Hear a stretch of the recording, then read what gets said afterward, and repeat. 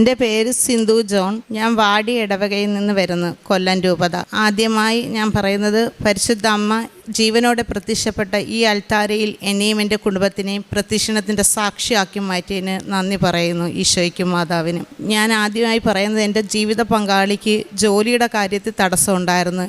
8 മാസത്തോളം ജോലിയില്ലാതെ കിടന്ന് കഷ്ടപ്പെട്ട് പല തവണ ഞങ്ങൾ പലയിടത്തും ജോലിക്ക് ശ്രമിച്ചിട്ടും നടന്നില്ല, വിദേശത്ത് പോകാൻ ശ്രമിച്ചിട്ടും നടന്നില്ല. അവസാനം ഇന്ന് ജോലി വർക്ക്ഷോപ്പ് പൂട്ടിക്കെട്ടുകയും ചെയ്ത് പണിയില്ലാതെ.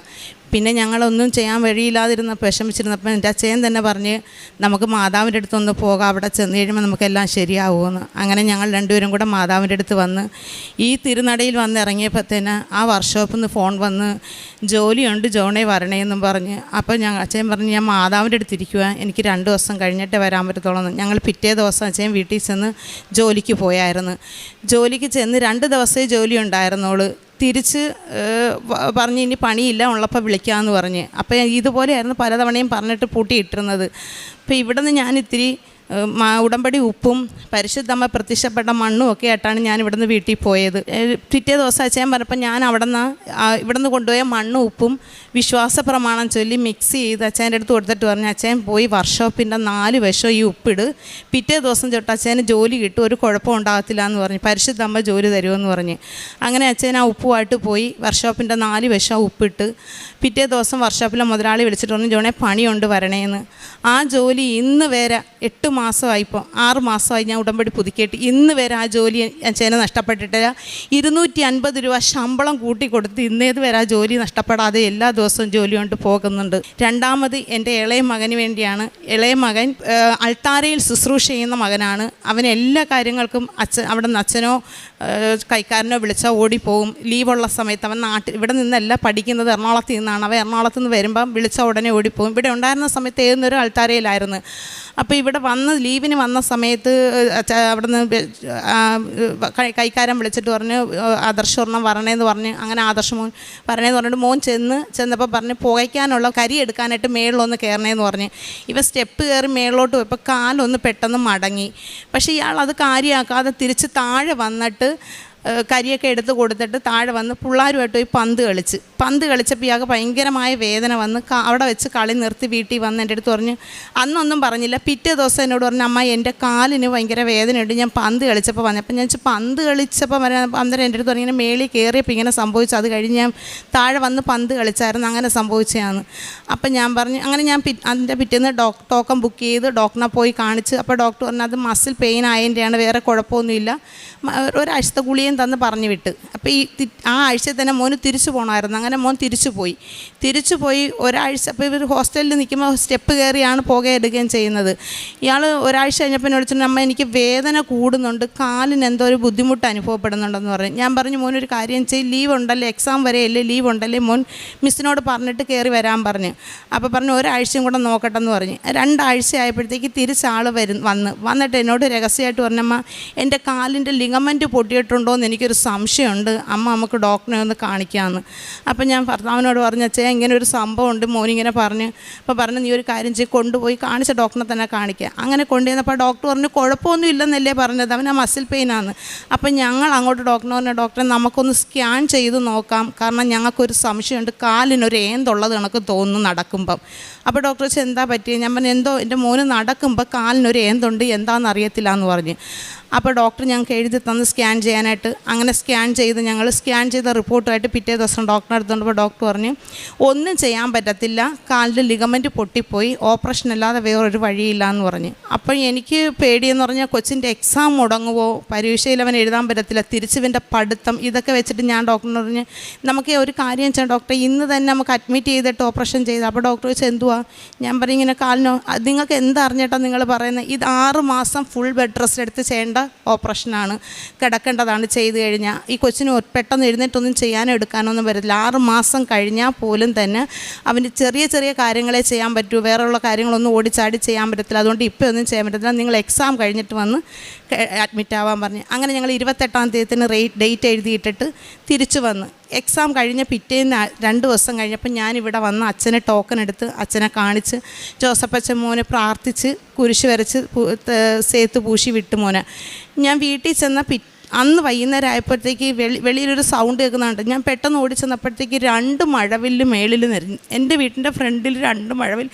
അപ്പം ഞാൻ പറഞ്ഞു, എൻ്റെ മകനെ മാതാവ് തൊട്ടിട്ടുണ്ടെന്ന് തോന്നുന്നു, അതുകൊണ്ടായിരിക്കും എൻ്റെ മകൻ മാതാവിൻ്റെ സന്ദേശം എനിക്ക് കിട്ടിയത്. അന്ന് രാത്രി അപ്പോൾ എനിക്ക് പിറ്റേ ദിവസമായപ്പോൾ എനിക്ക് പനിയായി. ഞാൻ പനിയുടെ മരുന്നും കഴിച്ച് ഞാൻ ഒരു ഉച്ചയ്ക്ക് കിടന്ന് ഉറങ്ങുമ്പോൾ പിറ്റേ ദിവസം ഉറങ്ങുമ്പോഴത്തേക്ക് ഞാൻ കാണുന്നത് ഞങ്ങളുടെ വാടിപ്പള്ളി ഇടവകയിൽ ആരാധന നടക്കുന്നു, ഭയങ്കരമായ സ്തുതിപ്പും ആരാധന. അപ്പം ഞാൻ അവിടെ നിന്ന് സ്തുതിച്ച് പ്രാർത്ഥിക്കുമ്പോഴത്തേക്ക് പള്ളിയുടെ സൈഡിലൂടെ ഒരു പുഴ ഒഴുകിപ്പോകുന്നു. ആ പുഴയുടെ സൈഡിലൂടെ അച്ഛൻ നടന്നു വരുന്നതാണ് ഞാൻ കാണുന്നത്. അപ്പം ഞാൻ തിരിഞ്ഞു നോക്കിയപ്പോൾ അച്ഛനെ കണ്ട്. ഞാൻ ഓടി ചെന്നിട്ട് പറഞ്ഞു, അച്ഛാ എൻ്റെ മകൻ ഇങ്ങനെ വയ്യ. അപ്പം അച്ഛൻ എൻ്റെ തോളിൽ തട്ടിയിട്ട് പറഞ്ഞു, മോള് വിഷമിക്കേണ്ട, എല്ലാം മാതാവ് ഏറ്റെടുത്തിട്ടുണ്ടെന്ന് പറഞ്ഞു. ഞാൻ അത് കേട്ടപ്പോൾ പെട്ടെന്ന് എൻ്റെ മോൻ വന്ന് വിളിച്ച്, അമ്മ സമയം 2 മണി, അമ്മ ജപമാല ചൊല്ല എഴുന്നേൽക്കുന്നില്ലയോ? ഞാൻ പറഞ്ഞു, ആ എഴുന്നേക്കും. അപ്പം ഞാൻ ഇങ്ങനെ ആലോചിക്കും, ഞാനിപ്പോൾ അച്ഛനെയല്ലേ സ്വപ്നം കണ്ടത്. ഞാൻ ഇവരോട് അന്നേരം പറഞ്ഞില്ല. ഞാൻ വൈകുന്നേരം രാത്രി കൊന്തയൊക്കെ കഴിഞ്ഞപ്പോഴത്തേക്ക് ഞാൻ മക്കളോട് പറഞ്ഞു, അപ്പം ഞാൻ ഇങ്ങനൊരു സ്വപ്നം കണ്ട് എൻ്റെ മോന് സുഖം കൊടുക്കും മാതാവ്, കാരണം അച്ഛനെയല്ലേ ഞാൻ കണ്ടേന്ന് പറഞ്ഞു. അത് കഴിഞ്ഞ് വീണ്ടും ഒരു 3 ദിവസം കഴിഞ്ഞപ്പോൾ വീണ്ടും ഞാൻ സ്വപ്നം കാണുന്ന അച്ഛൻ എൻ്റെ വീട്ടിൽ പ്രാർത്ഥിക്കാൻ വന്നിരിക്കുന്നത്. അതും ഒരു ഇത്തിരി നേരം ഞാൻ കണ്ടോളൂ. അച്ഛൻ വന്നുകൊണ്ട് പറഞ്ഞു, മോളെ നിങ്ങളുടെ വീട്ടിൽ ഞാൻ പ്രാർത്ഥിക്കാൻ വന്നതാണ്, പെട്ടെന്നാവട്ടെ എന്ന് പറഞ്ഞു. അച്ഛൻ കയറെന്ന് പറയുന്നതിനെ കൊണ്ട് പെട്ടെന്ന് എന്നെ ആരോ വന്ന് വിളിച്ചുണർത്തി ഞാൻ അങ്ങ് എഴുന്നേറ്റ്. ഇതെല്ലാം ഉറക്കത്തിൽ ഞാൻ കാണുന്നത്. അപ്പം എനിക്ക് മനസ്സിലാവുന്നില്ല എന്താണെന്ന്. പിന്നെ ഞാൻ വിചാരിച്ചു എന്തായാലും എക്സാം കഴിയുമ്പോൾ കൊണ്ടുപോകണമല്ലോ. എക്സാം കഴിഞ്ഞപ്പം ഞാൻ പറഞ്ഞു, ഡോക്ടറിൻ്റെ അടുത്ത് തിരിച്ചു പോയിട്ട് ഞാൻ പറഞ്ഞു, ഡോക്ടറെ ഞങ്ങൾക്ക് ഒന്നും കൂടെ ഒന്ന് സ്കാൻ ചെയ്ത് നോക്കണമെന്ന് പറഞ്ഞു. അപ്പോൾ ഡോക്ടർ ചോദിച്ചു, എന്താ കാര്യം? ഞാൻ പറഞ്ഞില്ല, ഞങ്ങൾക്കൊന്നും കൂടെ സ്കാൻ ചെയ്യണം. അപ്പം ഞങ്ങൾ ആദ്യം തന്ന റിസൾട്ട് വേറെ 2 ഡോക്ടർമാരെ കൊണ്ട് കാണിച്ചായിരുന്നു. അന്നേരം ആ ഒരു ഡോക്ടറാണ് ഈ ഓപ്പറേഷൻ ചെയ്യണമെന്ന് പറഞ്ഞ ഡോക്ടർ ഞങ്ങളുടെ ഡീറ്റെയിൽ ഒന്നും പറഞ്ഞില്ലായിരുന്നു. രണ്ടാമത് കാണിച്ച ഡോക്ടർ ഞങ്ങളുടെ പറഞ്ഞ്, ഈ കുഞ്ഞിൻ്റെ ലിഗമെൻ്റ് എന്ന് പറഞ്ഞാൽ പഴം തുണി പോലെ കീറിപ്പോയതാണ്, അതൊന്നും ചെയ്യാൻ പറ്റത്തില്ല, അത് അവിടെ നിന്ന് ഇവിടെ നിന്നൊക്കെ പിടിച്ച് അവന് ദൈവം കൊടുത്ത് അവനായിട്ട് ഇല്ലാതാക്കിയതാണ്, അവിടെ നിന്ന് ഇവിടെ നിന്നൊക്കെ പിടിച്ചിട്ടാൽ അത് ശരിയാവത്തോളം എന്ന് പറഞ്ഞ്. അപ്പോഴും ഞാൻ പറഞ്ഞ്, ഞങ്ങൾക്ക് എന്ത് ചെയ്യണമെന്നറിയത്തില്ല. പിന്നെയും എൻ്റെ മൂത്തവൻ പറഞ്ഞ്, അമ്മ ഒരു കാര്യം ചെയ്ത് 2 ഡോക്ടർമാരല്ലേ പറഞ്ഞ്, ഒരു ഡോക്ടറിനെയും കൂടെ കാണിച്ച് നോക്കാൻ പറഞ്ഞ്. ഞാൻ വീണ്ടും അടുത്തൊരു ഡോക്ടറിൻ്റെ അടുത്തും ഈ റിസൾട്ട് ഞാനും മോനും അച്ഛനും കൂടെ പോയി. അവിടെ ചെന്നപ്പോഴും ആ ഡോക്ടറും സെയിം അഭിപ്രായം തന്നെ പറഞ്ഞത്, ഇതിനകത്തൊന്നും ചെയ്യാൻ പറ്റത്തില്ല. ഞങ്ങൾ വേറൊരു ചേച്ചിക്ക് റിസൾട്ട് ഇട്ട് കൊടുത്തു. അപ്പോൾ ചേച്ചി പറഞ്ഞു, ഡോക്ടർ പറയുന്ന കണക്ക് നിങ്ങൾ ചെയ്യുന്നു. അത് കഴിഞ്ഞാണ് ഞങ്ങൾ അച്ഛനെ കാണുന്നതും അച്ഛൻ്റെ അടുത്ത് വന്ന് പോകുന്നതും ഒക്കെ.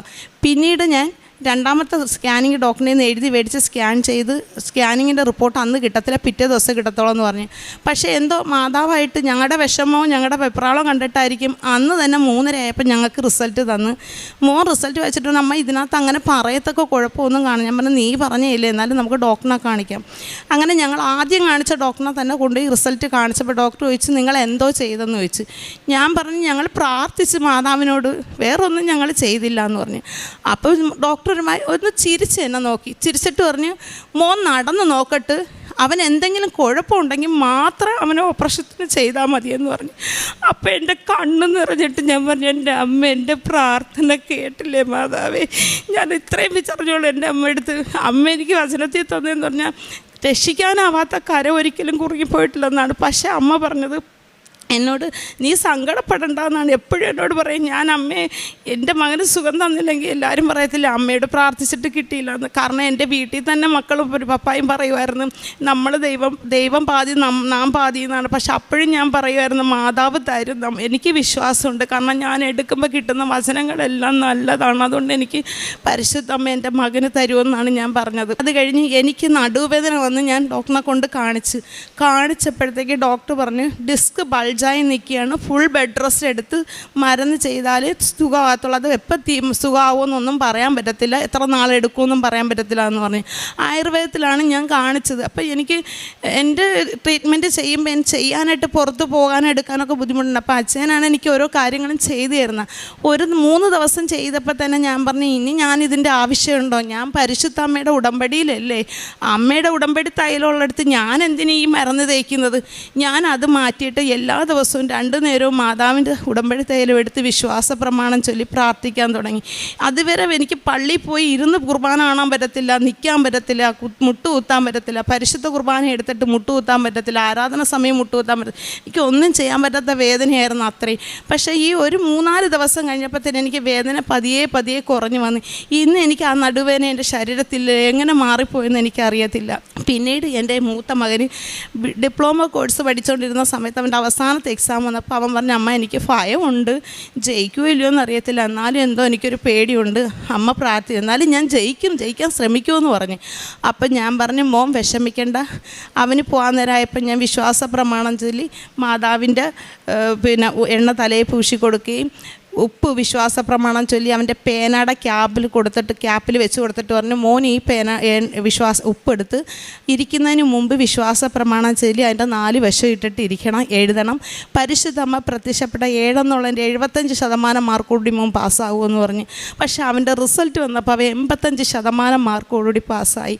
പരിശുദ്ധ അമ്മ എൻ്റെ കുടുംബത്തിനും എനിക്ക് തന്ന ഈ എല്ലാ അനുഗ്രഹങ്ങൾക്കും ഈശോയ്ക്കും മാതാവിനും കോടാനക്കോടി നന്ദി പറയുന്നു ഞാൻ. പിന്നെ കാരുണ്യ പ്രവർത്തനം എന്ന് പറഞ്ഞു കഴിഞ്ഞാൽ എന്നെ കൊണ്ടാവുന്ന കണക്ക് പറ്റുന്ന രീതിയിൽ ഞാൻ എല്ലാ രോഗികളെയും പോയി കാണുകയും അവർക്ക് വേണ്ടുന്ന സാമ്പത്തിക സഹായങ്ങൾ ചെയ്യുകയും ചെയ്യും. പൊതിച്ചോറ് ഞങ്ങൾ മൂത്താൾ വീട്ടിലല്ല, അവൻ തിരുവനന്തപുരത്ത് നിന്നാണ് പഠിച്ചുകൊണ്ടിരുന്നത്. ഇളയാളുള്ള സമയത്ത് ഇളയാളും പപ്പായും കൂടെ എന്നെ സഹായിക്കും, എല്ലാം വയ്ക്കാനും വിളമ്പാനും പൊതിഞ്ഞ് കെട്ടാനും. എന്നിട്ട് ഞങ്ങൾ സർക്കാർ ഹോസ്പിറ്റലിൽ കിടക്കുന്ന രോഗികളുടെ കയ്യിൽ കൊണ്ടു കൊടുക്കുകയും അവർക്ക് പൈസയും കൊടുത്ത് അവരുടെ വിശേഷങ്ങളൊക്കെ തിരക്കുകയും ചെയ്യും. അത് കഴിഞ്ഞ് പിന്നെ വന്നിട്ട് നമ്മുടെ അടുത്തുള്ള രോഗികൾ 1-2 പേരുണ്ട്, അവരെയൊക്കെ പോയി കാണും. പിന്നെ അറിയാം എവിടെയൊക്കെ രോഗികളുണ്ടോ അവിടെയൊക്കെ നമ്മളെ പറ്റുന്നിടത്ത് പോകും. പിന്നെ അനാഥാലയങ്ങളിൽ പോവും, അവിടെയും നമ്മൾ പോയി നമ്മളെ കൊണ്ടാവുന്ന രീതിയിൽ ചെയ്യും, അവർക്ക് വേണ്ടി ഓരോ സഹായങ്ങൾ ചെയ്യും. പിന്നെ പ്രേക്ഷിത ജോലി എന്ന് പറഞ്ഞു കഴിഞ്ഞാൽ പത്രം ഞാൻ മേടിച്ചിട്ട് എൻ്റെ ഈ മകനുണ്ടായിരുന്ന സമയത്ത് ഇവനെയും കൊണ്ട് നടന്ന് ബസ് സ്റ്റാൻഡും റെയിൽവേ സ്റ്റേഷനും പിന്നെ ഓട്ടോ സ്റ്റാൻഡിലും എല്ലായിടത്തും നടന്ന് ഞാൻ പറയും, എൻ്റെ മോൻ ഇങ്ങനൊരു വലിയ അനുഗ്രഹം മാതാവ് തന്നതാണ്, അവന് ഓപ്പറേഷൻ കൂടാതെ സുഖമാക്കി തന്നതാണ്, അതുകൊണ്ട് നിങ്ങൾ അവിടെ പോകണം, നിങ്ങൾ പോയി മാതാവിനെ കാണണം, മാതാവ് നിങ്ങൾക്ക് വേണമെന്ന് എല്ലാം തരുമെന്ന് ഇങ്ങനെ പറയുമായിരുന്നു, എല്ലായിടത്തും പറയുമായിരുന്നു. പിന്നെ ഞാനിപ്പോൾ കഴിഞ്ഞ ആഴ്ചയിൽ എനിക്ക് വയ്യാതെ തൊണ്ടയ്ക്ക് ഒട്ടും സൗണ്ട് ഇല്ലായിരുന്നു. എനിക്ക് ഈ ഒരു പനി വന്നിട്ട് എനിക്ക് ശരീരം മണ്ടയും തലയൊക്കെ പഴുത്തിട്ട് ഒട്ടും സൗണ്ട് ഇല്ലായിരുന്നു, കാറ്റ് പോലെ മാത്രമേ വരത്തുള്ളായിരുന്നു. അപ്പം ഞാനത് ഹോസ്പിറ്റലിൽ ഡോക്ടറിനെ കാണാൻ പോയി. വേറൊരു ചേച്ചി ഇരുന്നിട്ട് നമ്മുടെ ജാതിയല്ല, ഒരു ചേച്ചി എൻ്റെ അടുത്ത് ചോദിച്ച്, എന്താ മോളെ ഈ കാണുമ്പോൾ നല്ല രസമുണ്ടല്ലേ കയ്യിലിരിക്കുന്നതെന്ന്. ഞാൻ പറഞ്ഞു, അപ്പം എൻ്റെ അടുത്ത് വെച്ച് കൊന്തയാണോ എന്ന് ചോദിച്ചു. ഞാൻ ജവമാല ചൊല്ലിക്കൊണ്ടിരിക്കാൻ. ഞാൻ പറഞ്ഞു ആന്ന് ജവമാലയാണെന്ന് പറഞ്ഞു. അപ്പം എൻ്റെ അടുത്ത് വെച്ച് എങ്ങനെയാണെന്ന് ഞാൻ അത് മൊത്തം ഇരുന്ന് ചൊല്ലുന്ന രീതി, സൗണ്ടില്ല എനിക്കെങ്കിലും ഞാൻ എൻ്റെ സ്ട്രെയിൻ എടുത്ത് എന്നെ പറ്റുന്ന രീതിയിൽ ആ ചേച്ചിക്ക് പറഞ്ഞ് മനസ്സിലാക്കി കൊടുത്തു. അപ്പോൾ ആ ചേച്ചി പറഞ്ഞപ്പോൾ ഇങ്ങനെയാണില്ലേ നിങ്ങൾ ജവമാല ചൊല്ലുന്ന. ഞാൻ പറഞ്ഞു ആന്ന്, അത് അറിയാഞ്ഞൂടാത്തവർക്ക്. അപ്പം ഞാൻ ചോദിച്ചു മാതാവിൻ്റെ അടുത്ത് പോയിട്ടുണ്ടോ കൃപാസനത്തിൽ? അപ്പം പറഞ്ഞില്ല, എവിടെയാണെന്ന് ചോദിച്ചു. ഞാൻ പറഞ്ഞു ആലപ്പുഴ കലവൂരാണ്, അവിടെ പോകണം മാതാവിൻ്റെ അടുത്ത്, ഞാൻ അവിടുത്തെ പ്രേക്ഷിതയാണ്, ഞാൻ അവിടെ എടുക്കുകയും ചെയ്യുന്നതാണെന്ന് പറഞ്ഞു. അങ്ങനെയുള്ള കാര്യങ്ങളെല്ലാം ചെയ്ത് മാതാവ് എനിക്ക് ചെയ്തു തന്ന എല്ലാ നന്മകൾക്കും നന്ദി പറയുന്നു. നിയമാവർത്തനം 28:5-6 തിരുവചനങ്ങൾ. നിന്റെ അപ്പക്കുട്ടയും മാവ് കുഴയ്ക്കുന്ന കലവും അനുഗ്രഹിക്കപ്പെടും, സകല പ്രവൃത്തികളിലും നീ അനുഗ്രഹീതനായിരിക്കും. സിന്ധു ജോൺ എന്ന ഈ സഹോദരി കുടുംബത്തോടൊപ്പം ചേർന്ന കൃപാസന മാതാവിലൂടെ കുടുംബത്തിൽ ഓരോരുത്തർക്ക് ലഭിച്ച ദൈവാനുഗ്രഹങ്ങളെ സന്തോഷത്തോടും നന്ദിയോടും സാക്ഷ്യപ്പെടുത്തുകയാണ്. സഹോദരി ആദ്യം സൂചിപ്പിച്ചത് ജീവിത പങ്കാളിക്ക് വരുമാനമില്ലാതായ സാഹചര്യമാണ്. വർക്ക്ഷോപ്പ് ജോലിയൊന്നുമില്ലാതെ ക്ലേശിച്ച നാളുകളിൽ ഏറെ നാളത് ബുദ്ധിമുട്ട് അനുഭവിച്ച് മുന്നോട്ട് പോകുവാൻ യാതൊരു വഴിയും തെളിയാതെ നിൽക്കുമ്പോഴാണ് ഉടമ്പടി ഉപ്പ് കൊണ്ടുപോയി കൊടുക്കുകയും അത് ആ വർക്ക്ഷോപ്പിൽ വിതറി അമ്മ മാതാവിൽ ശരണപ്പെടുത്തി സമർപ്പിച്ചുകൊണ്ട് വിശ്വാസ പ്രമാണം ചൊല്ലി പ്രാർത്ഥിക്കുവാൻ കൈമാറുന്നത്. സഹോദരി പറയുന്നുണ്ട്, ഉപ്പിട്ട് പ്രാർത്ഥിച്ച് അടുത്ത ദിവസം തന്നെ വർക്ക്ഷോപ്പിൻ്റെ ഓണർ സഹോദരനെ വിളിക്കുകയും പിന്നീട് ഇന്ന് വരെയും ഒരു ദിനം പോലും പണിയില്ലാതെ ഇരിക്കേണ്ടി വന്നിട്ടില്ല. എപ്പോഴും നിറയെ ആ വർക്ക്ഷോപ്പിൽ പണി കിട്ടിക്കൊണ്ട് കുടുംബത്തിൻ്റെ വരുമാന സ്രോതസ്സുകളെ അമ്മ മാതാവിലൂടെ ഈശോ അനുഗ്രഹിച്ചത് സാക്ഷ്യപ്പെടുത്തുകയാണ്. പിന്നീട് ഓരോരുത്തർക്കും വന്ന രോഗസൗഖ്യ വിഷയങ്ങളാണ് സാക്ഷ്യപ്പെടുത്തിയത്. ഓരോന്നിനും നേർച്ച വസ്തുക്കളുടെ ഉപയോഗം തന്നെയാണ് ആവർത്തിച്ച് പറയുന്നതും. നമുക്കറിയാം, ഉടമ്പടി പ്രകാരം നമുക്ക് കൈമാറുന്ന നേർച്ച വസ്തുക്കൾ ദൈവശക്തി പകർന്ന് കൈമാറുകയാണ്. ഓരോ ദിവസവും ജോസഫ് അച്ഛൻ ദിവ്യബലിക്ക് ശേഷം ഈ നേർച്ച വസ്തുക്കളെല്ലാം ആശീർവദിച്ച് പ്രാർത്ഥിച്ച് നമ്മുടെ കരങ്ങളിലേക്ക് കൈമാറുകയാണ്.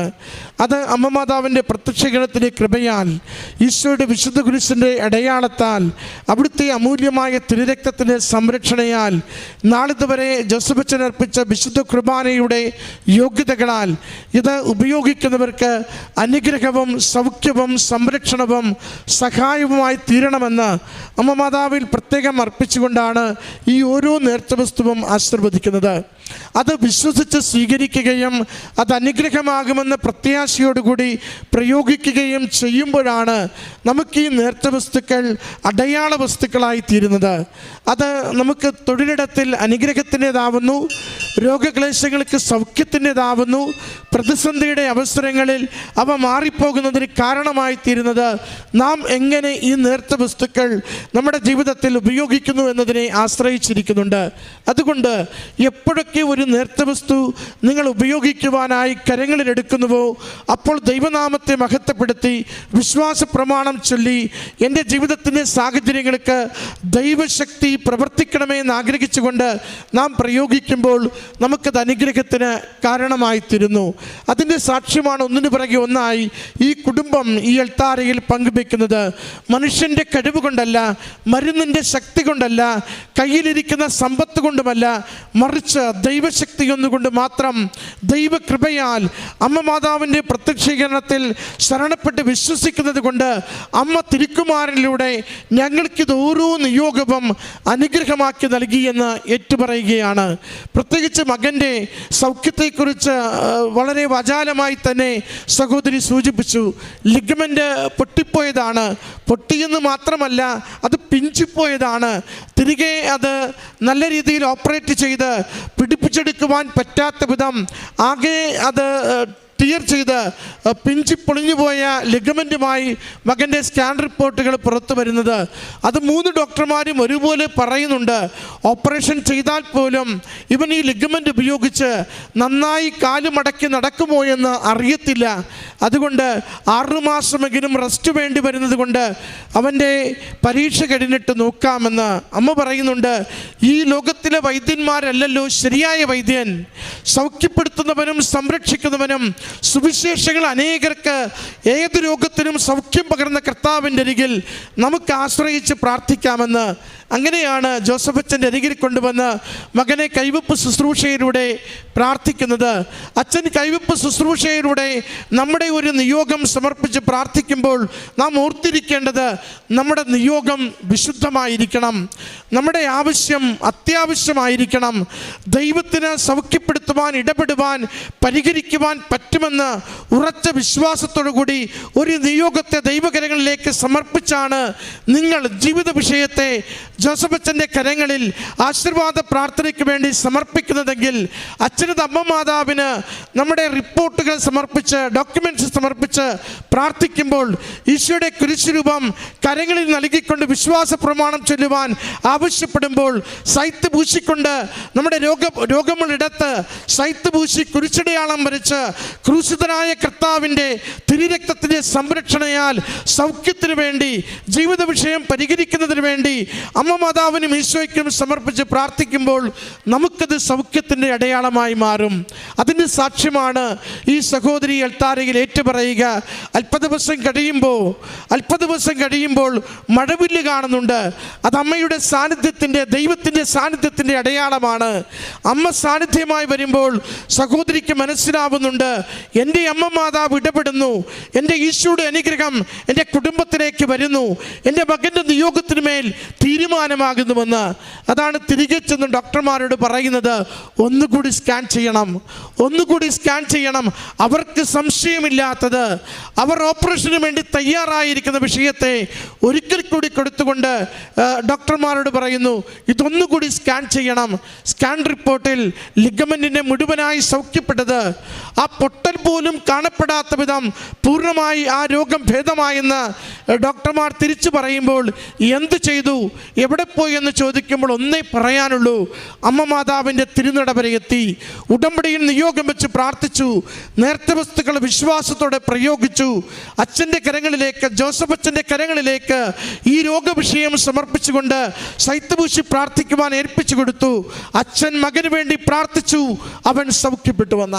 പ്രിയമുള്ളവരെ, ദൈവം വലിയ പ്രവൃത്തികൾ നമുക്ക് വേണ്ടി ചെയ്യുവാൻ ഈ നാളുകളിൽ ആഗ്രഹിക്കുന്നുണ്ട്. അത് നമ്മുടെ സൗഖ്യത്തിന് വേണ്ടി മാത്രമല്ല, അമ്മയുടെ പ്രത്യക്ഷീകരണം ലോകം അറിയുന്നതിന് വേണ്ടി കൂടിയാണ്. അനേക മക്കൾക്ക് അടയാളങ്ങൾ കൊടുക്കുന്നത് അമ്മയുടെ പ്രത്യക്ഷീകരണം, ഇന്നും ജീവിക്കുന്ന ദൈവത്തിൻ്റെ പ്രവൃത്തികൾ, ഇന്നും സൗഖ്യപ്പെടുത്തുന്ന ദൈവത്തിൻ്റെ പ്രവൃത്തികൾ, ഇന്നും ജീവിത ക്ലേശങ്ങൾക്ക് ഭാരം ലഘൂകരിച്ചു കൊടുക്കുന്ന ദൈവത്തിൻ്റെ പ്രവൃത്തികൾ ലോകം അറിയുന്നതിന് വേണ്ടി നമ്മെ ഓരോരുത്തരെയും അമ്മയുടെ സന്നിധാനത്തിലേക്ക് കൊണ്ടുവന്ന് ദൈവനാമത്തെ മഹത്വപ്പെടുത്തുവാനായി അമ്മ ഉപയോഗിക്കുകയാണ്. അതുകൊണ്ട് ഓർക്കണമേ, നമ്മൾ ഉടമ്പടി എടുക്കുമ്പോൾ ഉടമ്പടി പ്രകാരം ജീവിക്കുവാൻ തയ്യാറാണെങ്കിൽ ലോകത്തിന് നടത്തി തരുവാനാവാത്തതൊക്കെയും ദൈവത്തിന് നമുക്ക് വേണ്ടി നടത്തി തരുവാൻ കഴിവുണ്ട്. അവൻ്റെ കരം കുറുകിപ്പോയിട്ടില്ല, അവൻ്റെ കാതുകൾക്ക് മാന്ദ്യം സംഭവിച്ചിട്ടില്ല. ചോദിച്ചാൽ അവൻ തന്നുകൊണ്ടിരിക്കും, സമൃദ്ധമായി അനുഗ്രഹിച്ചു കൊണ്ടിരിക്കും. അതിൻ്റെ സാക്ഷ്യമാണ് ഈ കുടുംബം ഈ എൽത്താരയിൽ പങ്കുവെച്ചത്. ഈ കുടുംബത്തിന് ലഭിച്ച രോഗസൗഖ്യത്തിന്, വരുമാന വർധനവിന് എല്ലാം അമ്മ മാതാവിനും തിരുക്കുമാരനും നന്ദി പറഞ്ഞുകൊണ്ട് കരങ്ങളടിച്ച് ഈ സാക്ഷ്യം നമുക്ക് സമർപ്പിക്കാം. ഇന്ന് ഈ സന്നിധിയിൽ, ദൈവമാതാവിൻ്റെ സന്നിധിയിൽ എനിക്ക് സാക്ഷ്യം പറയുവാനായി അനുഗ്രഹം തന്ന അമ്മ മാതാവിനും തിരുകുമാരനും 1000 നന്ദി. എൻ്റെ പേര് സെനി ഉദയകുമാർ. ഞാനൊരു ഹിന്ദു ഫാമിലിയിൽ ജനിച്ചതാണ്, എങ്കിലും ക്രിസ്തീയ വിശ്വാസത്തോടെ ജീവിക്കുന്നു. എൻ്റെ ഹസ്ബൻഡ് ഉദയകുമാർ, എനിക്കൊരു മകളാണുള്ളത്. ഞങ്ങൾ കഴിഞ്ഞ 17 വർഷമായി ബഹ്റൈനിൽ ജോലി ചെയ്യുന്നു. എൻ്റെ വീട് കോട്ടയത്താണ്. ഞങ്ങളിവിടെ വരുവാനുണ്ടായ സാഹചര്യം എന്ന് പറയുന്നത്, ഞാൻ ജോലി ചെയ്യുന്നത് ബഹ്റൈനിലൊരു ഹോസ്പിറ്റൽ, ഡെൻ്റൽ ഹോസ്പിറ്റൽ HR മാനേജറായിട്ടാണ്. എൻ്റെ ഹസ്ബൻഡ് അവിടെ ഒരു ബിൽഡിംഗ് മെറ്റീരിയൽസിൻ്റെ ഷോപ്പ് നടത്തുകയാണ്. കഴിഞ്ഞ 17 വർഷത്തോളമായി ഞങ്ങൾ അവിടെ തന്നെയാണ്. എൻ്റെ മകളെ ഞാൻ കഴിഞ്ഞ 1 വർഷമായി ഇവിടെ നാട്ടിൽ ഒരു ഡിഗ്രി കോഴ്സിന് ചേർത്തിരിക്കുകയാണ്. ഞാനിവിടെ വരാനുണ്ടായ സാഹചര്യം എന്ന് പറയുന്നത്, എല്ലാവരെ പോലെയും ഞാനും അടിച്ചുപൊളി ജീവിതവുമായി നടന്ന ഒരു വ്യക്തിയാണ്. അതിന് മെയിൻ കാരണം, സാമ്പത്തിക ബുദ്ധിമുട്ടുകളോ ഒന്നുമില്ലാത്ത ഒരു കുടുംബത്തിൽ ജനിച്ചു. മാതാപിതാക്കൾക്ക് വലിയ സാമ്പത്തിക പ്രശ്നങ്ങളൊന്നുമില്ലായിരുന്നു. കല്യാണം കഴിച്ച വീട്ടിലും അതേപോലെ തന്നെ സാമ്പത്തിക ബുദ്ധിമുട്ടുകളൊന്നുമില്ലായിരുന്നു. അതിനാൽ പ്രാർത്ഥന എന്ന് പറയുന്നത് എനിക്ക് തീരെ കുറവായിരുന്നു. ഞാൻ പ്രാർത്ഥിക്കാറില്ലായിരുന്നു. ഞാനെപ്പോഴും യൂട്യൂബിൽ ഹിന്ദി പാട്ടുകളും മൂവികളും കണ്ടുകൊണ്ട് അടിച്ച് ജീവിച്ച ഒരു വ്യക്തിയാണ്. അങ്ങനെ ജീവിക്കുമ്പോൾ എനിക്കറിഞ്ഞുകൂടായിരുന്നു എൻ്റെ ലൈഫിൻ്റെ ഗ്രാഫ് മാറി മറിയുമെന്നുള്ളത്. ഞാൻ ഉയർന്ന ഗ്രാഫിൽ നിന്നൊരു വ്യക്തിയാണ്. അവിടെ നിന്ന് പെട്ടെന്ന് എൻ്റെ ഗ്രാഫ് താഴേക്ക് വീഴാൻ തുടങ്ങി. 2020 കൊറോണ സംഭവിക്കുന്ന വർഷം മുതലാണ് എനിക്ക് ഓരോ ബുദ്ധിമുട്ടുകൾ തുടങ്ങിയത്. 2020 ഞാൻ നാട്ടിലൊരു വീട് മേടിക്കുകയായിരുന്നു. ആ വീട് മേടിച്ചെന്ന് വെച്ചാൽ നല്ലൊരു പൈസയ്ക്ക് ബിൽഡേഴ്സിൻ്റെ കയ്യിൽ നിന്ന് ഞാൻ വീട് മേടിച്ചു. അതിനുശേഷം ഞാൻ തിരിച്ച് ബഹ്റൈനിലേക്ക് പോകുകയായിരുന്നു. അവിടെ ചെന്നൊരു 5 ദിവസം കഴിയുമ്പോഴാണ് കൊറോണ ലോക്ക്ഡൗൺ ആകുന്നത്. നടത്തിക്കൊണ്ടിരുന്ന സ്ഥാപനം പൂട്ടേണ്ടതായിട്ട് വന്നു. വലിയ ഒരു റെൻ്റാണ് കൊടുത്തുകൊണ്ടിരുന്നത്. മാസങ്ങളോളം റെൻ്റ് കൊടുക്കാൻ ബുദ്ധിമുട്ടി. അങ്ങനെ കടങ്ങൾ കയറി ബിസിനസ്സിൽ വലിയ തകർച്ചയുണ്ടായി. എനിക്ക് നല്ലൊരു ശമ്പളം ഉണ്ടായിരുന്നത് കൊണ്ട് ഒരാളുടെ ശമ്പളത്തിൽ ഞങ്ങൾ പിടിച്ചു നിന്നു. അപ്പോഴും പ്രാർത്ഥനയ്ക്ക് പ്രാധാന്യം കൊടുത്തിരുന്നില്ല. 2020 അങ്ങനെ ഇരിക്കുമ്പോൾ ഹസ്ബൻഡിൻ്റെ അച്ഛൻ മരിക്കുന്നു, അറ്റാക്കായി. അതിനുശേഷം പതുക്കെ എനിക്ക് തോന്നി എൻ്റെ പ്രാർത്ഥനയുടെ കുറവ് കൊണ്ടായിരിക്കാം ഇതൊക്കെ സംഭവിച്ചിരിക്കുന്നത്. അങ്ങനെ ഞാൻ ഹിന്ദു വിശ്വാസത്തിൽ പ്രാർത്ഥന തുടങ്ങി. എനിക്ക് ഹിന്ദു പ്രാർത്ഥനകൾ അധികം അറിയില്ലായിരുന്നു. കാരണം ഞാൻ പുറത്ത് ജീവിച്ച് ജനിച്ചു വളർന്ന വ്യക്തിയാണ്. ക്രിസ്തീയ ഭക്തിഗാനത്തോടായിരുന്നു എന്നും ആരാധനയും, കേൾക്കുമ്പോൾ വളരെ സന്തോഷമുണ്ടാകുന്നതും. അങ്ങനെ ഞാൻ ഹിന്ദു പ്രാർത്ഥനയിൽ തുടങ്ങി കുറച്ച് കഴിയുമ്പോൾ 2022 എൻ്റെ ഫാദർ, എൻ്റെ വലം കൈയായിരുന്ന എൻ്റെ പപ്പ ഇതുപോലെ അറ്റാക്കായി മരിക്കുന്നു. അതും എൻ്റെ രണ്ടാമത്തെ തിരിച്ചടിയായി. ഈ കൊറോണ കാലഘട്ടത്തിൽ എൻ്റെ ബ്രദർ തിരുവനന്തപുരത്ത് ടെക്നോ പാർക്കിൽ സ്വന്തമായി ഒരു IT ബിസിനസ് നടത്തുന്ന ആളുകളായിരുന്നു. ഭർത്താവും ഭാര്യയും IT ബിസിനസ്. അവർക്കും വലിയൊരു തകർച്ചയുണ്ടായി. ആ തകർച്ചയിൽ നിന്ന് കരകയറാൻ അവർക്കും എനിക്കോ കഴിയാൻ പറ്റാത്ത വിധം ഞങ്ങൾ ബാധ്യതയിലായി. നാട്ടിലുണ്ടായിരുന്ന അക്കൗണ്ടിൽ നിന്നുണ്ടായിരുന്ന പൈസകളെല്ലാം ഞങ്ങൾ അവിടേക്ക് വലിച്ചു. അങ്ങനെ ഇരിക്കുമ്പോൾ 2023 എൻ്റെ ഹോസ്പിറ്റൽ ഞാനൊരു HR മാനേജർ എന്ന ലെവലിൽ ജീവിക്കുന്നത് കൊണ്ട് എല്ലാ ലീഡിംഗ് ഇതിലും പൊസിഷനും ചെയ്ത് ജീവിക്കണമായിരുന്നു. 2023 എൻ്റെ ഹോസ്പിറ്റലിൻ്റെ ഒരു ഗവൺമെൻറ് അക്രഡിറ്റേഷൻ എന്ന വർക്കിനു വേണ്ടി ഞാൻ ഹാർഡ് വർക്ക് ചെയ്തു തുടങ്ങി. അതിൽ വൻ വിജയം ഉണ്ടാക്കുക എന്നുള്ളത് എൻ്റെ ഒരു മോട്ടിവേഷനായിരുന്നു. കാരണം ഞാനത് ചെയ്തു കൊടുത്തില്ല എന്നുണ്ടെങ്കിൽ സ്ഥാപനത്തിന് വലിയ തകർച്ചയുണ്ടാകും. അങ്ങനെ ഞാൻ 2023 അതിനുവേണ്ടി 8 മാസത്തോളം ഹാർഡ് വർക്ക് ചെയ്തു. ആ ഹാർഡ് വർക്കിൽ എനിക്കുണ്ടായ സ്ട്രെസ്സും മാനസിക ബുദ്ധിമുട്ടുകളും കാരണം ഞാൻ ഓവറോൾ പെയിൻ കില്ലർ എടുത്തു തുടങ്ങി. ഞാനൊരു സ്പോണ്ടലൈറ്റിസ് പേഷ്യൻ്റാണ്. സിവിയർ ഹെഡേക്കും, പെടലിക്ക് മുമ്പിൽ തല നിൽക്കില്ല, കിടന്നാൽ പോലും എനിക്ക് തല നിവർത്തി വെക്കാൻ പറ്റാത്തത്രയും പ്രശ്നങ്ങളുള്ള ആളാണ് ഞാൻ. പെയിൻ കില്ലർ എടുത്തു തുടങ്ങി. എൻ്റെ ബാഗിൽ എപ്പോഴും പെയിൻ കില്ലർ ആയിരുന്നു. Over dosage of pain killer കാരണം എൻ്റെ മുട്ടിന് താഴേക്ക് കറുപ്പ് നിറം വ്യാപിച്ചു തുടങ്ങി. അങ്ങനെ ഞാൻ ഈ പ്രോഗ്രാമിന് വേണ്ടി വർക്ക് ചെയ്യുമ്പോൾ 2023 ഞാൻ റിക്രൂട്ട്മെൻറ്റ് ചെയ്ത ഓഗസ്റ്റ് മാസത്തിൽ എൻ്റെ അടുക്കിലേക്ക് ഒരു സ്റ്റാഫ്, ഞാനായിട്ടെടുത്ത ഒരു സ്റ്റാഫാണ്. ഞാൻ ജോലിക്ക് എടുക്കുമ്പോൾ ആ കുട്ടിയുടെ കയ്യിലൊരു കൊന്ത ഇരിക്കുന്നു. അപ്പോൾ ഞാൻ ചോദിച്ചു, ഇതെന്താണ് ഈ കൊന്ത? അപ്പോൾ എന്നോട് പറഞ്ഞു, ഇത് കൃപാസന മാതാവാണ്. അപ്പോഴും എനിക്ക് കൃപാസന മാതാവിനെ പറ്റി അധികം കേട്ടിട്ടില്ല. അതിന് തൊട്ട് മുമ്പ്, ഒരാഴ്ച മുമ്പ് എൻ്റെ ഹസ്ബൻഡ് അടുക്കളയിൽ നിൽക്കുമ്പോൾ ഞാൻ വർക്ക് ചെയ്യുമ്പോൾ വന്നിട്ട് ചോദിച്ചു, എൻ്റെ ഒരു റിലേറ്റീവ് ഈ കൃപാസന ഇവിടെ വരികയും ഇതിനെതിരെ നെഗറ്റീവ് പോസ്റ്റ് ഇടുകയും ചെയ്തു FBയിൽ. അത് കണ്ടുകൊണ്ട് എൻ്റെ ഹസ്ബൻഡ് ചോദിച്ചു, വന്ദിച്ചില്ലെങ്കിലും ആരെയും നിന്ദിക്കാൻ പാടില്ല, എന്തുകൊണ്ടാണ് നിൻ്റെ ബന്ധു ഇങ്ങനെ ഒരു പോസ്റ്റ് ഇടുന്നത്? അപ്പോൾ ഞാൻ ചോദിച്ചു, അത് ആർക്കെതിരെയാണ്? അപ്പോൾ പറഞ്ഞു, കൃപാസനം. ഞാൻ ചോദിച്ചു, എന്താണ് കൃപാസനം? അത് ചേർത്തലയിലുള്ളൊരു പള്ളിയാണ്. അങ്ങനെയാണ് ഞാൻ ആ വാക്ക് ആദ്യമായി കേൾക്കുന്നത്. എങ്കിൽ പോലും ഞാൻ അതിന് പുറകെ പോയില്ല. പക്ഷെ ഞാൻ ഈ സ്റ്റാഫിനെ പോസ്റ്റ് ചെയ്തപ്പോൾ ആ സ്റ്റാഫ് എൻ്റെ അടുക്കെ വരികയും എന്നോട് പറഞ്ഞു, ഇത് കൃപാസന മാതാവിൻ്റെ കൊന്തയാണ്, മാഡത്തിന് ഞാനൊരു സാധനം തന്നാൽ സ്വീകരിക്കുമോ? ഞാൻ ചോദിച്ചു, എന്താണത് എന്ന് ചോദിച്ചപ്പോൾ ഒരു പത്രമാണ് എനിക്കെടുത്ത് കയ്യിലേക്ക് തരുന്നത്. അന്ന് ആ പത്രം മേടിക്കുമ്പോഴും അതിനെന്ത് പ്രാധാന്യമുണ്ടെന്നറിയാതെ ഞാനത് കൊണ്ട് എൻ്റെ ദൈവങ്ങളുടെ അടുക്ക കൊണ്ടുവച്ചു. അത്രമാത്രം ഒരു ബോധം ഉണ്ടായിരുന്നു അത് അവിടെ വെക്കാവൂ എന്നുള്ളത്. അവിടെ വെച്ചു വായിക്കാതെ. അതിനുശേഷം യാദൃശ്ചികമായി യൂട്യൂബിൽ ഇങ്ങനെ അടിച്ചു പൊളിച്ച് നടന്ന എനിക്ക് ഇവിടുത്തെ അച്ഛൻ്റെ ഒരു പ്രസംഗം കേൾക്കാനിടയായി. എനിക്ക് തന്നെ അത്ഭുതമാണ്. ഞാൻ യൂട്യൂബ് തുറന്നാൽ ഒരിക്കലും ഇങ്ങനെയുള്ള കാര്യങ്ങൾ കാണാത്ത ഞാൻ എങ്ങനെ ഇത് കണ്ടു എന്നുള്ളത്. അച്ഛൻ്റെ പ്രസംഗം കേട്ട പുറകെ ഞാൻ സാക്ഷ്യങ്ങൾ കേൾക്കാൻ തുടങ്ങി. അങ്ങനെ ക്രമേണ ഞാൻ ഇതിലേക്ക് എന്താണ് കൃപാസനം എന്ന് കണ്ടു തുടങ്ങി, കേട്ടു തുടങ്ങി. അങ്ങനെ ഞാൻ ഈ സ്റ്റാഫിനോട് ചോദിച്ചു, ഞാൻ എന്താണ് ചെയ്യേണ്ടത്? എനിക്ക് കുറച്ച് കാര്യങ്ങളുണ്ട്, പക്ഷേ എനിക്ക് നാട്ടിൽ വരാൻ സാമ്പത്തിക ബുദ്ധിമുട്ടാണ്. എന്നോട് പറഞ്ഞു, ലൈറ്റ് എ ക്യാൻഡിൽ റിക്വസ്റ്റ് ചെയ്യ്. അത് എന്താണെന്നോ എങ്ങനെ ചെയ്യണമെന്നോ എനിക്കറിയില്ല, പക്ഷെ ഞാൻ ലൈറ്റ് എ ക്യാൻഡിൽ റിക്വസ്റ്റ് ചെയ്തു. എൻ്റെ 3 കാര്യങ്ങൾ ഞാൻ അതിനകത്ത് റിക്വസ്റ്റ് ചെയ്തു. സാമ്പത്തിക ബുദ്ധിമുട്ട്, എൻ്റെ സഹോദരനുണ്ടായ പ്രശ്നങ്ങൾ, മാനസിക ബുദ്ധിമുട്ടുകൾ, അതേപോലെ തന്നെ ഞാൻ ഈ പങ്കെടുക്കുന്ന ഈ അക്രഡിറ്റേഷൻ പ്രോഗ്രാമിൽ വിജയിപ്പിക്കണം. ഈ 3 കാര്യങ്ങൾ ചെയ്തതിന് ശേഷം എനിക്കറിയില്ല ലൈറ്റ് എ ക്യാൻഡിൽ ചെയ്തിട്ട് റിപ്ലൈ കിട്ടുമോ ഇല്ലയോ, എനിക്കിതൊന്നും അറിയില്ല. ഞാൻ ആ കുട്ടിയോട് പറഞ്ഞു, എങ്ങനെയാണ് മാതാവിനെ പ്രാർത്ഥിക്കുന്നത്? അപ്പോൾ അതെനിക്ക് കുറച്ച് പ്രാർത്ഥനകൾ പറഞ്ഞു തന്നു. അന്നേരവും പ്രാർത്ഥിക്കുന്നില്ല, മാതാവേ എന്ന് മാത്രം വിളിക്കും, കൃപാസന മാതാവേ കാക്കണേ. ഞാൻ അവിടെ വരുമ്പോൾ, അതെന്നെന്ന് എനിക്കറിയില്ല, വരുമ്പോൾ ഞാൻ അവിടെ വന്നുകൊള്ളാം എന്നൊരു വാക്ക് പറഞ്ഞു. 2024 ജൂണിൽ എൻ്റെ മകളെ ഹയർ സ്റ്റഡീസിനായി ഇവിടെ ചേർക്കാൻ വേണ്ടി എൻ്റെ ഹസ്ബൻഡ് വരാനിരിക്കുമ്പോൾ പെട്ടെന്ന് BP ഷൂട്ടായി തുടങ്ങി. അതുവരെ ഞങ്ങൾക്ക് ആർക്കും ഒരു അസുഖവും ഇല്ലായിരുന്നു. BP ഷൂട്ടായപ്പോൾ അവിടെ തന്നെ ഒരു ഹോസ്പിറ്റലിൽ കാണിച്ചപ്പോൾ അവർ പറഞ്ഞു, നാട്ടിലേക്ക് പോകുകയല്ലേ, അവിടെ പോയി ഉള്ള ഡീറ്റെയിൽഡ് ചെക്കപ്പുകളൊക്കെ ചെയ്യൂ എന്ന്. അങ്ങനെ കോട്ടയത്ത് എൻ്റെ ഹസ്ബൻഡ് ഒറ്റയ്ക്ക് കോട്ടയത്ത് വന്നൊരു ഹോസ്പിറ്റലിൽ കാണിച്ചു. അവിടെ അവർ ത്രെഡ്മിൽ റിക്വസ്റ്റ് ചെയ്തു. ത്രെഡ്മിൽ ചെയ്തുകൊണ്ടിരിക്കുമ്പോൾ എൻ്റെ ഹസ്ബൻഡ് ആ ത്രെഡ്മില്ലിൽ നിന്ന് ഫെയിൻ്റായി താഴെ വീഴുകയും, അപ്പോൾ എൻ്റെ മകൾ മാത്രമായിരുന്നു ആ ഹോസ്പിറ്റൽ കൂടെ ഉണ്ടായിരുന്നത്. അവിടുന്ന് ഡോക്ടർ എനിക്ക് ഫോൺ ചെയ്യുകയാണ്.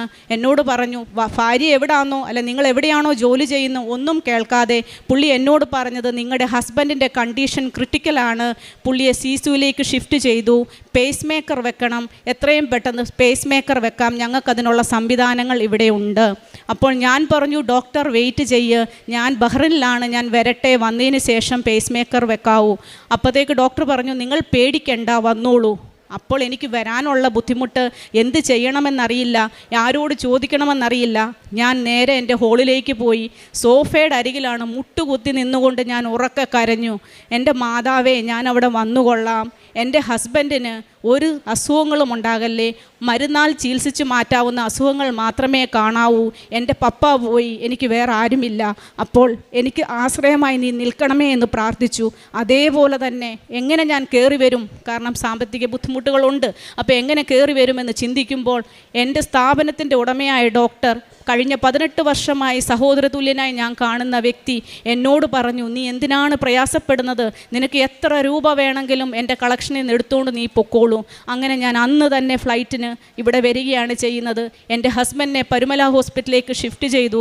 അവിടെ കൊണ്ടുചെന്ന് ഡോക്ടർ കണ്ടിട്ട് പറഞ്ഞു, ആദ്യം നമുക്ക് എൻജിയോഗ്രാം ചെയ്യാം. ഞാൻ സസ്പെക്റ്റഡ് ആണ്, കാരണം പുള്ളിക്ക് ഹൈറ്റും വെയ്റ്റും അതേപോലെ ത്രെഡ്മിൽ പോസിറ്റീവാണ്. അങ്ങനെ OT-യിലേക്ക് കയറ്റി. OT-യിലേക്ക് കയറ്റുമ്പോഴും ഞാൻ ആ വാതിക്കലിരുന്നു കൊണ്ട് പ്രാർത്ഥിച്ചു, മാതാവേ ഒരു കുഴപ്പവും ഉണ്ടാക്കരുതേ. അത്ര മാത്രമേ എനിക്ക് പ്രാർത്ഥിക്കാൻ അറിയുള്ളായിരുന്നു. അതിനുശേഷം ഡോക്ടർ എല്ലാം കഴിഞ്ഞതിന് ശേഷം എന്നെ OT-യിലേക്ക് വിളിപ്പിച്ചിട്ട് ചോദിച്ചു, ഇങ്ങി വരൂ, ഇവിടെ ഇരിക്കുക, ഇതൊരു മിറക്കിളാണ്, നിങ്ങൾ നോക്കൂ.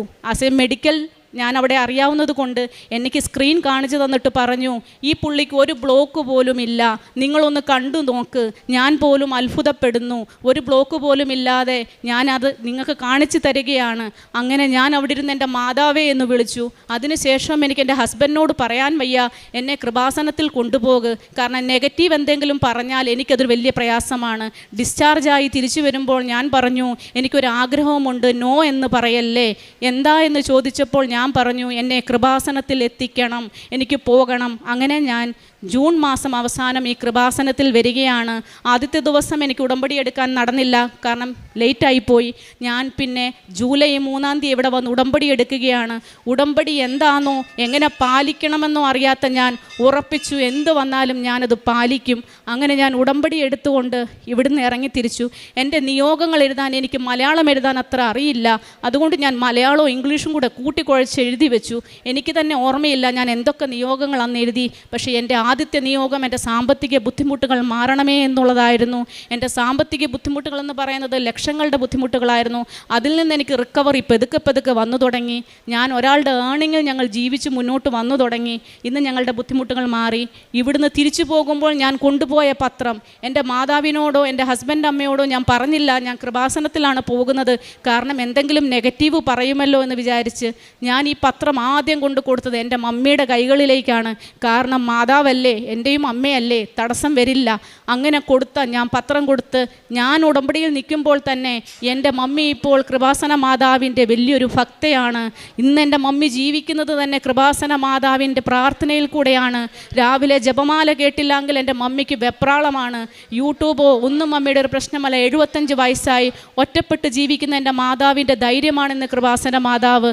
അതേപോലെ ഞാനെന്ത് നേടിയെന്ന് ചോദിച്ചാൽ ഞാനിന്ന് പോസിറ്റിവിറ്റി എന്ന് പറയുന്ന ഒരു സാധനം നേടി. കാരണം കഴിഞ്ഞ കുറേ വർഷങ്ങളായി നമുക്ക് കഴിവുണ്ട് എന്ന് പറഞ്ഞ് അഹങ്കരിച്ച് നടക്കുമ്പോൾ കഴിവെന്താണെന്നോ എന്താണ് എവിടുന്ന് വരുന്നതാണെന്നോ എന്നാണ് നമ്മൾ അഹങ്കരിക്കുന്നത്. നമ്മൾ പറയും എൻ്റെ മകൾക്ക് കഴിവുണ്ട്, എൻ്റെ ഭർത്താവിൻ്റെ കഴിവുണ്ട്, ഞങ്ങളിതെല്ലാം നേടി. പക്ഷേ ഇതൊന്നും കഴിവ് കൊണ്ടല്ല, കൃപ കൊണ്ട് നേടേണ്ടതാണെന്ന് എനിക്ക് മനസ്സിലാക്കാൻ കാലങ്ങളെടുത്തു. കൃപയില്ലെങ്കിൽ ഈ നേടിയതെല്ലാം പോകും. അതേപോലെ തന്നെയാണ് എനിക്കും സംഭവിച്ചത്.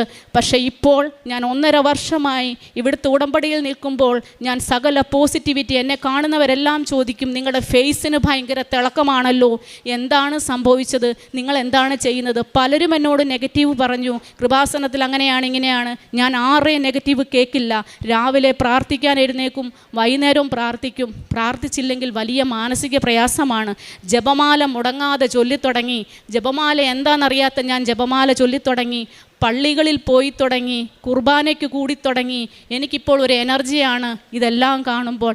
അതേപോലെ തന്നെ കഴിഞ്ഞ വർഷങ്ങളോളം ഞാൻ മരുന്ന് കഴിച്ചിരുന്ന ഞാൻ എൻ്റെ ബാഗിൽ നിന്ന് എല്ലാ പെയിൻ കില്ലറുകളും എടുത്തു മാറ്റി. ഇന്ന് എൻ്റെ ബാഗിലിരിക്കുന്നത് തൈലമല്ലാതെ പിന്നെ ഈ കാണുന്ന കൊന്ത രാവും പകലും എൻ്റെ കയ്യിൽ കൊണ്ടു നടക്കും. ഇതുകൊണ്ട് ഞാൻ നേടിയതാണ് എൻ്റെ ആത്മവിശ്വാസം എന്ന് പറയുന്നത്, ദൈവിക വിശ്വാസം എന്ന് പറയുന്നത്.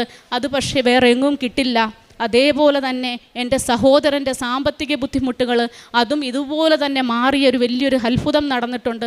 അതുപോലെ തന്നെ എൻ്റെ സഹോദരനും ഹിന്ദു വിശ്വാസമാണ്, അവനും ഇതിനൊക്കെ എതിരായിരുന്നു. പക്ഷേ കഴിഞ്ഞ 2 ആഴ്ചയ്ക്ക് മുമ്പ് അവനും അവൻ്റെ വൈഫും കൂടി ഇവിടെ വന്ന് അച്ഛനെ കണ്ട് പ്രാർത്ഥിച്ചു. രോഗം മാറാനായി. രോഗം വരിക എന്ന് പറയുന്നതാണ് നമ്മുടെ ഏറ്റവും വലിയ പ്രയാസം. സാമ്പത്തിക ബുദ്ധിമുട്ടാണ് ഏറ്റവും വലിയ പ്രയാസം. അത് മാറ്റാനൊരു ആശ്രയം എന്ന് പറയുന്നത് പ്രാർത്ഥന മാത്രമേ ഉള്ളൂ. അച്ഛൻ എപ്പോഴും പറയും മെറിറ്റ് അല്ലേ, അതില്ലാന്നുണ്ടെങ്കിൽ എന്താണ് മെറിറ്റ് എന്ന് പറയുന്നത്? സത്യം പറഞ്ഞു കഴിഞ്ഞാൽ നമ്മളാരും കഴിവിൽ അഹങ്കരിക്കരുത്. കഴിവൊന്നിനും ഒരു പ്രാധാന്യമുള്ളതല്ല. കൃപ തന്നെയാണ് വേണ്ടത്. ബലവും ദൈവത്തിൻ്റെ ദയയില്ലാന്നുണ്ടെങ്കിൽ നമ്മുടെ എല്ലാം പോകും. ഇതേപോലെ തന്നെ ഇപ്പോൾ ഞങ്ങളൊരു പുതിയ ബിസിനസ് സെറ്റപ്പ് ചെയ്തു. ഞാനൊരു സ്ഥാപനത്തിൽ നിൽക്കുന്നിടത്തോളം ആ സ്ഥാപനം വലിയൊരു അക്രഡിറ്റേഷൻ എന്ന പ്രോഗ്രാമിൽ 92% എബവ് ഗവൺമെൻറ്റിൻ്റെ സാക്ഷനോടുകൂടി ഞങ്ങൾ പാസ്സായി. എൻ്റെ കാര്യങ്ങൾ ഞാൻ വെച്ചിരുന്ന നിയോഗങ്ങൾ പകുതി കാര്യങ്ങളും എല്ലാം സാധിച്ചു കിട്ടി. ഇപ്പോൾ ഞാനിവിടെ നിയോഗം പറയുവാനോ അല്ലെങ്കിൽ ഉടമ്പടി പുതുക്കുവാനോ വരാനിരുന്ന ആളല്ല. കാരണം എനിക്കിപ്പോഴും ഒരു ഫിനാൻഷ്യൽ ക്രൈസിസ് ചെറുതായിട്ടുണ്ട്. കാരണം വലിയ വലിയ കാര്യങ്ങളുണ്ട്.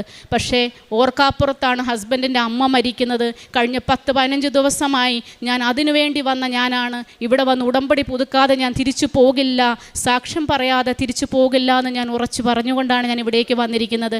കാരുണ്യ പ്രവൃത്തി എന്ന് പറയുന്നത്, ഞാൻ ഇവിടുന്ന് പോയതിന് ശേഷം ഞാൻ ഈ പത്രങ്ങൾ, ബഹ്റൈനിൽ അറിയാവല്ലോ ഒരു മുസ്ലിം രാജ്യമാണ്, എങ്കിൽ പോലും പത്രങ്ങൾ കൊടുത്തു തുടങ്ങി.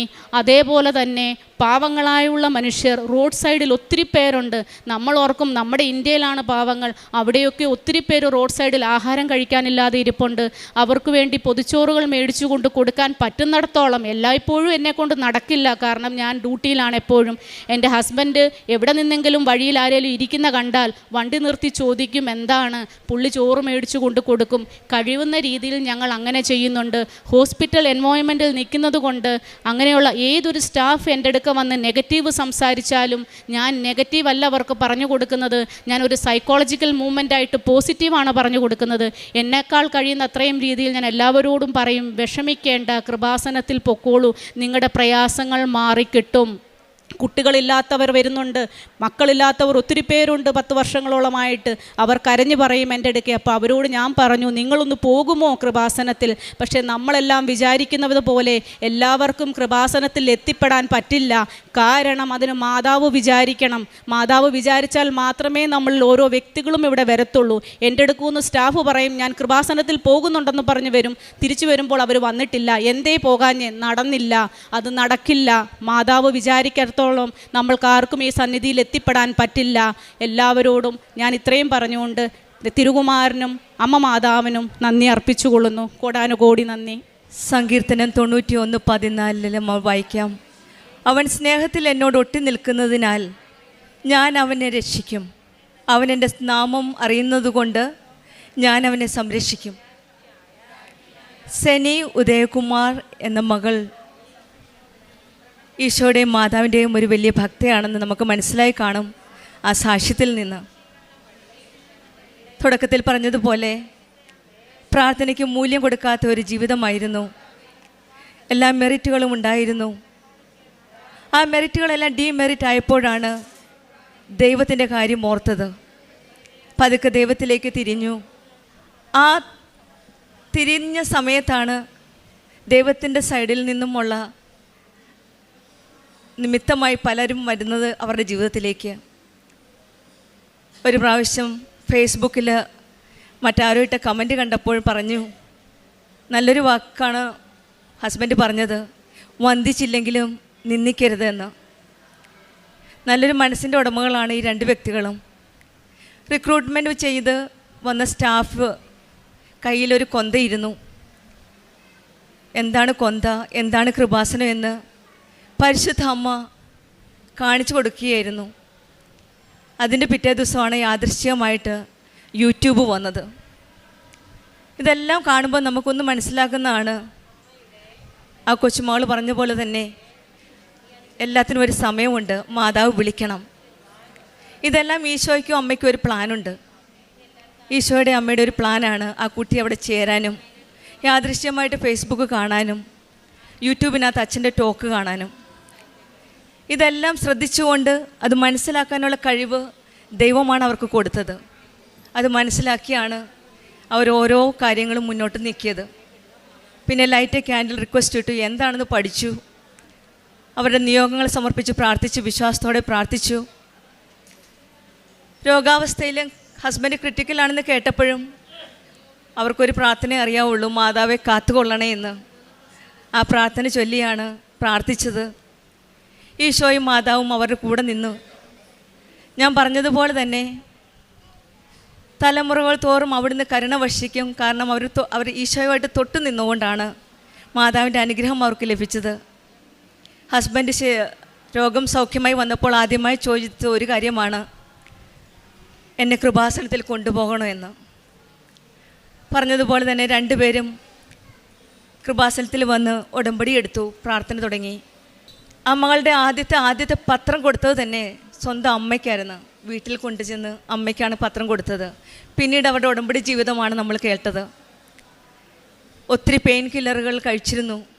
ഇപ്പോഴവരുടെ ബാഗിൽ എല്ലാ പെയിൻ കില്ലറും മാറ്റി അതിന് പകരം തൈലവും കൊന്തയുമാണ് കയ്യിലിരിക്കുന്നത്. ആ കുട്ടി പിന്നെയും പറഞ്ഞു, ഇവിടെ വരാനായിട്ട് സ്വയം തീരുമാനിച്ചാൽ പറ്റുകയില്ല, ദൈവത്തിൻ്റെ ഒരു വിളി വേണം. ഉറച്ച വിശ്വാസത്തിൽ അർപ്പിച്ച ഈ ജീവിതം ദൈവത്തിൻ്റെ കൃപയല്ലാതെ നമുക്കാർക്കും ഈശോയുടെയും പരിശുദ്ധ അമ്മയുടെ അരികിലേക്ക് വരാൻ സാധിക്കുകയില്ല. അവർക്കത് പൂർണ്ണമായി വിശ്വസിച്ചു. പലരും നിമിത്തമാണ് നമ്മളിവിടെ പലരും ഇവിടെ വന്നിരിക്കുന്നത്, പല കാരണത്താൽ. ആ കുട്ടിയോട് ഞാൻ ചോദിച്ചപ്പോഴവർ പറഞ്ഞ്, ആത്മീയമായിട്ട് ദൈവവിശ്വാസം വർദ്ധിക്കാനായിട്ട് സാധിച്ചു ഉടമ്പടിയിൽ കൂടി. അത് വേറെ എങ്ങും കിട്ടില്ല. പല മെറിറ്റുകളും അവരുടെ ജീവിതത്തിൽ വന്നിട്ടുണ്ട്. പക്ഷെങ്കിൽ ദൈവവിശ്വാസം എന്ന പുണ്യം അത് നമ്മൾ ഇവിടെ മാത്രം ആത്മീയമായിട്ട് ദൈവത്തോട് മാതാവിനോട് അടുക്കുമ്പോൾ മാത്രം ലഭിക്കുന്നതാണ്. പോസിറ്റിവിറ്റി ജീവിതത്തിൽ എല്ലാം നല്ലതെന്ന് കരുതാനുള്ളതും മറ്റുള്ളവരോട് കരുണ തോന്നാനുള്ള ആ മനസ്ഥിതി, ഇതെല്ലാം ഉടമ്പടി നമുക്ക് തരുന്ന ഒരു ദാനമാണ്, ഒരു ഗിഫ്റ്റാണ്. അവരോട് ഞാൻ ചോദിച്ചു, നിങ്ങൾ കണ്ടിന്യൂ ചെയ്യുകയോ? അമ്മയോട് ചേർന്ന് നിന്ന് മുന്നോട്ട് പോകാനാണ് അവരുടെ ജീവിത അവസാനം വരെ അമ്മയോട് ചേർന്ന് നിന്ന് ഈശോയോടും അമ്മയോടും ചേർന്ന് നിന്ന് അമ്മയുടെ കരങ്ങളിൽ സമർപ്പിച്ച് ജീവിക്കാനാണ് ഇഷ്ടമെന്നാണ് അവർ പറഞ്ഞത്.